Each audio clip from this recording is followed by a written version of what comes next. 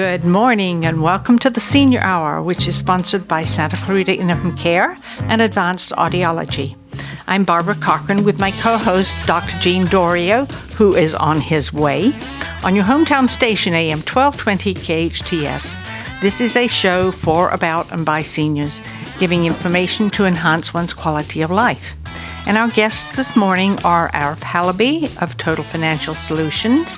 And later in the hour, we will be speaking with Kim Wall, who is an alternative medicine advocate. Before we start, Barbara, I know that Jerry and Carl would like to wish you a very, very special happy birthday. That's coming up on Friday. Someone's turning 79. Amazing. Here it is. Yeah, isn't that exciting, though? 79. You know, this is, we were mentioning just before coming on, you used to see people that were, 65, 70, 75 years old, and they would be considered older, and you would look at them as your great-grandparents even.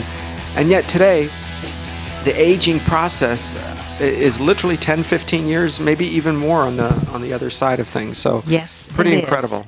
Yes, it is. And I'm very fortunate, Hi, Gene. Gene's here. Dr. Dorio. Good morning, everybody. Good morning to you. And they just wished me a happy birthday for Friday. My daughter is 58 today, and I'll be 79 on Friday. Congratulations, I knew that. Isn't that incredible? Mm-hmm. I think it's wonderful. Life is worth living. You are so optimistic, and this is great that we have, and many seniors are like you, but nobody gets out there and does the things that you do, Barbara. Just nobody does. Not only the radio show, you get out into the community, you go over to the senior center, you join in on many functions, but you also are a founder of many organizations and many things that help this community. So it's not that, we're celebrating your birthday, we're celebrating your life. Well, I'm definitely celebrating my life. Well, congratulations, so are we. Yeah, and so many other people, friends of mine are, and I've gone through two very bad things in my life. Mm-hmm. And 30 years ago, I lost a almost 26-year-old son, and then 3 years ago, I beat cancer. Mm-hmm. Amen to that. Keep that up. And today, it used to be cancer was a death sentence, especially for women, because there was such little research done on women and cancer and heart disease and various ailments. And yet today we're seeing it. I have a mother, a sister, and a grandmother, all who've beat breast cancer. And that was an amazing time in my life because as a son and a brother and the only son, it was very hard. Let me tell you, as a man in the family trying to figure it out. And I didn't deal with it very well. I know I wasn't there for them the way they needed me to. I just was more into a denial stage. Mm-hmm. So I want to tell folks that you might think that you might, of course, need something from the men in your life and from the people in your life. But sometimes they're not equipped to actually deal with it. Mm-hmm. Emotionally, absolutely. They may not, because at least I can speak for myself, not really understand what it's about, because immediately we're thinking about the loss of that person, and yet I know it's at a time, and fortunately there were plenty of other people around, of course, but it was a difficult time, and later I had to go back to them and say, listen, I know I wasn't there, I just couldn't be, I didn't understand. I could actually lose my mom or my sister in this scenario. That wasn't good. It was a very scary time. Don't men and women handle things in different ways? And, I tend to think we see the threat as men and then retract and assess, but emotionally, sometimes we don't take that step forward that we need to do, and you've recognized that. Yeah, it was a very difficult time. Yeah. Because I know that she needed certain things, and I know at the same time I couldn't give it to her. My mom and my sister, and so I have three sisters, and they all came around and were there for each other, and which was very helpful. But I guess I can be great at only so many things, and be good at a few more, and then there are some other things where I guess I'll never be a Major League Baseball player. I kind of figured that part out.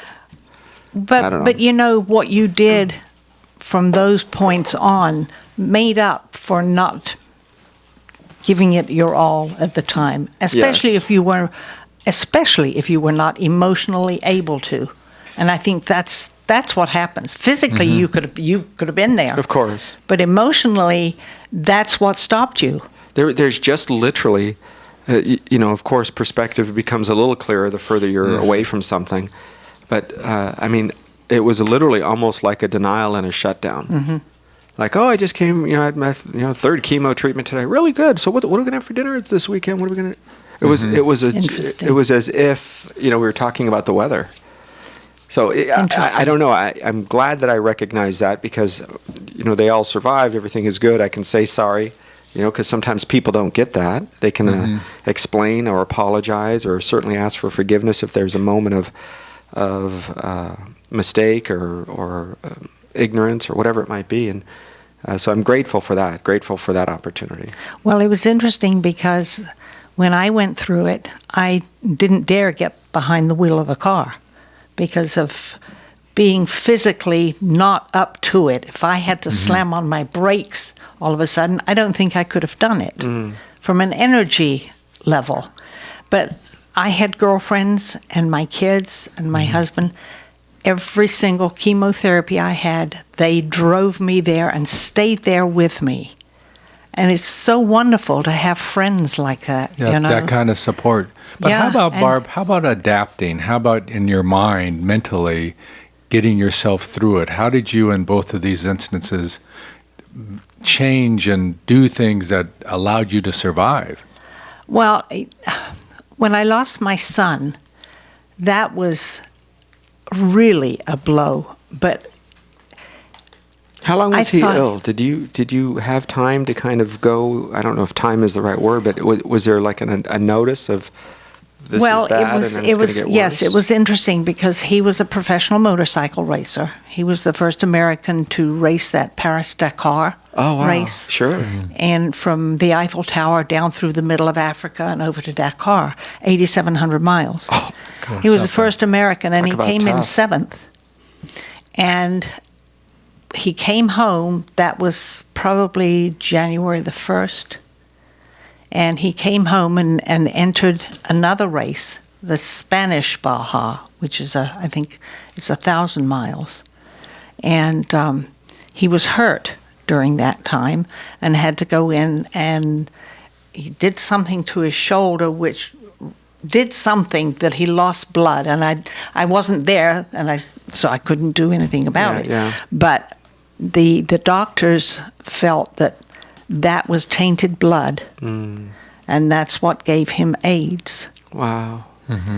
And he went on racing, and then he came home probably in July. Mm-hmm. He was very thin, and he had a high temperature, and I took him to the doctor, and the doctor said he had pneumonia.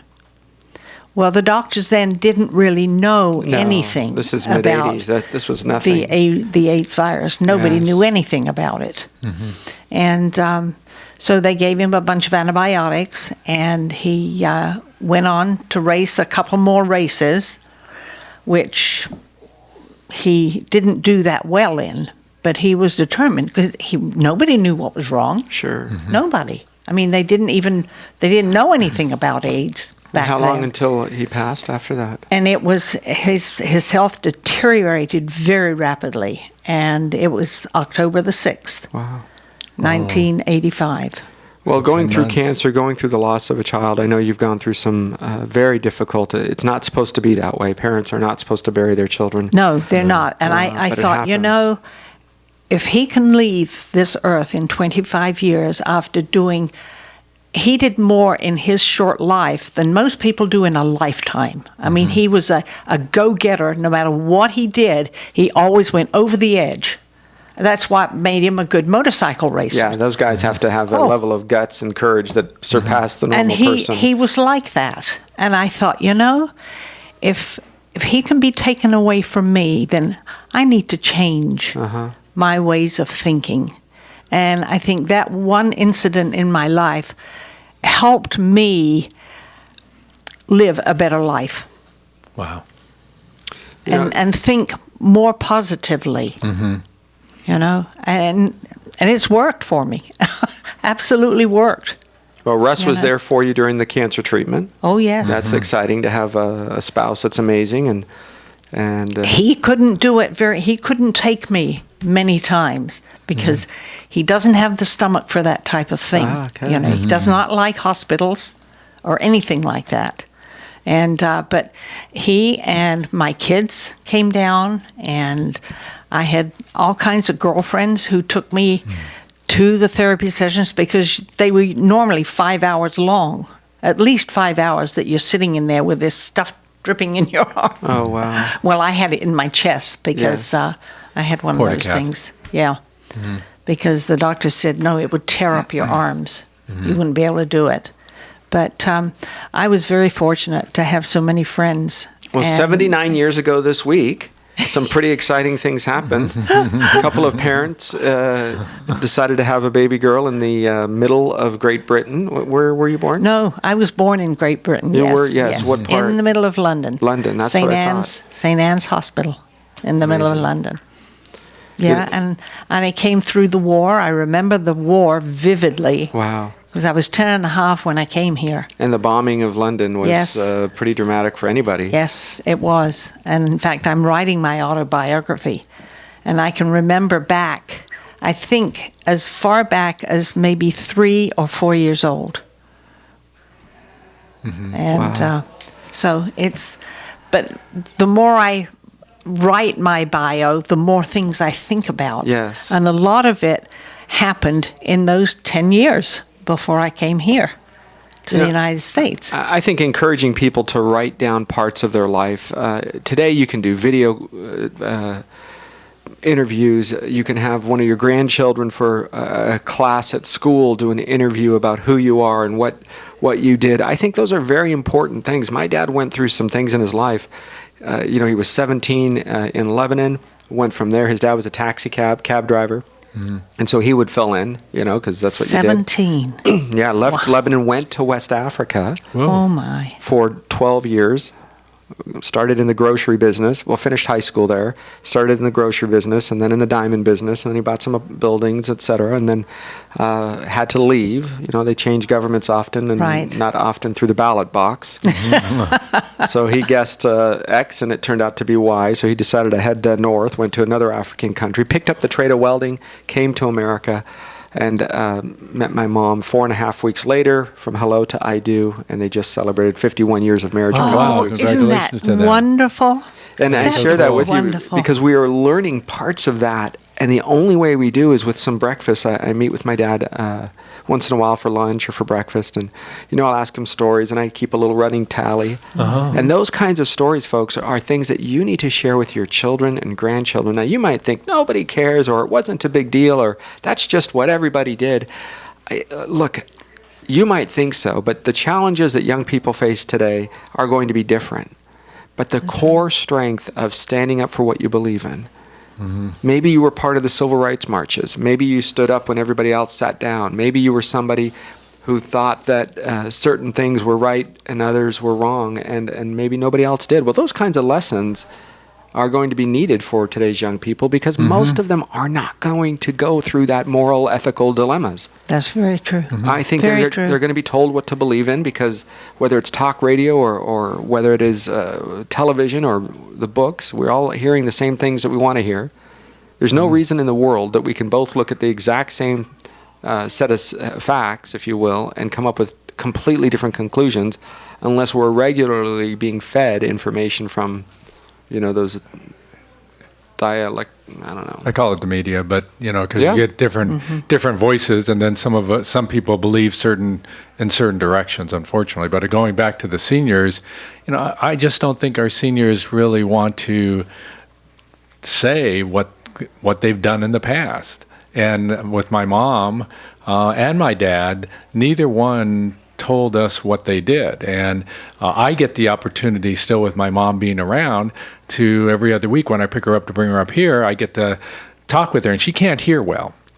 But in a car, she can hear. And so I've gotten all this information, like for instance, this last weekend, I didn't understand exactly why her father moved from Japan to Canada. And I think I had some of that information, but it was all skirted around that I never put it together. Yeah. So in about a 45-minute drive, I was able to lay out all the reasons and what happened and what he did. And he had factories in Japan that were sake factories, but somehow the government came in and took his factories away because they were socializing the factories, and they said, well, you owe taxes, so he left. But that was because I had discussed with her, do you ever drink beer? It all started from Wow. that. And she said, no, I don't drink beer, but my dad used to make all these different wines in Canada. And I said, how did he do that? Well, he used to make sake in Japan, and he had factories in Japan. And I went all the way backwards to get this information that she'd never told us before. Wow. But there are things to share that the seniors won't unless you try to actively extract it from them. That's true, because that's the experience I had with my dad. I gave him a cassette player. I said, Dad, put the cassette in there and talk. Just talk about yourself, all you did. And he never would. He would never turn that thing on. They just don't. So you got to ask them. You have to question them. And that's right. I think they forget the value. For them, it was just called life. It's almost like somebody coming to you today and saying, tell me about your life. You say, well, I woke up and got out of bed and had a cup of coffee. Who would want to hear that? That's pretty boring. So to them, the exciting things about life and the war and standing up for what's right and business risks and challenges and standing, all of those things are, just kind of, that's what you did. Mm-hmm. So I think that's part of, your dad. I know some of your dad's stories. You've shared some. And he was a pretty incredible man with some stories and a life that is amazing. And for him to think that was just the way it is. Yeah, that's not important, really. Yeah. Isn't that incredible to me? It is a shame. It really is. And several people have said to me, why don't you go on Ancestry and try to dig up some of your information? Well, I do have a lot of that information. I have pictures of my grandparents on both sides, because my dad's mom was 6 feet tall. Oh my! She was 6 feet tall. That's the north of Great Britain. We have a picture of her with her little hat on, and you could tell by the picture that she was 6 feet tall. Wow! You can tell it. And two of my grandfathers, one of them was very small, tiny in stature, and the other one was as tall as she was.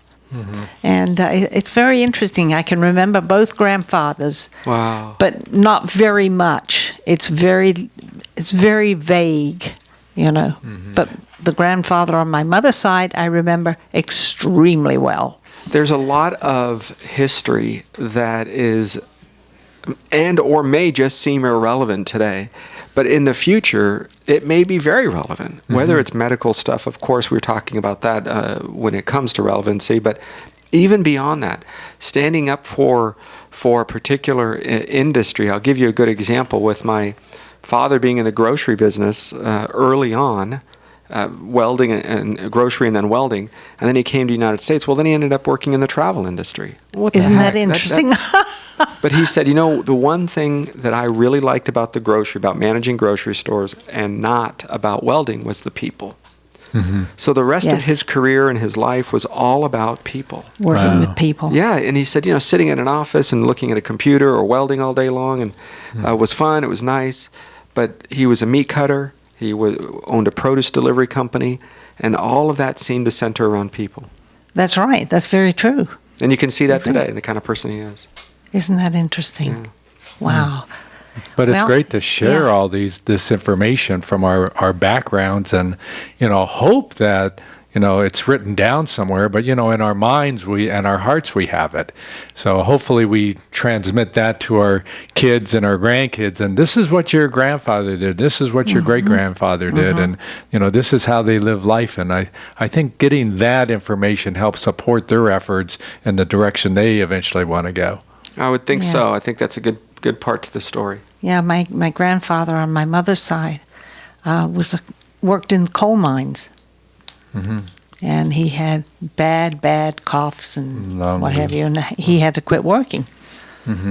So, but anyway, I think it's time to take a break, isn't it? Yes. Thank you for coming, Arif. You're We welcome. really didn't hit on. We have some stuff for next time. Okay, that's good. But actually, we did hit on some really important values of life, of family life, that has allowed us to be here and allowed our families to be here and flourish. You know, So I think that's as important as giving Financial advice. I can tell you, in the financial world, we often work with people's life story, because everything has a story. A dollar is just a dollar, it's a dollar, but it came from somewhere, and there were sacrifices given, and that's part of what we do. Cool. That's right. Thank you again, Arif. My pleasure, guys. Thanks for having And me. we'll Thank talk you. about a different subject the next time you come. Yes, ma'am. Good. I'm Barbara Cochran with my co-host, Dr. Jean Dorio, on your hometown station, AM 1220 KHTS.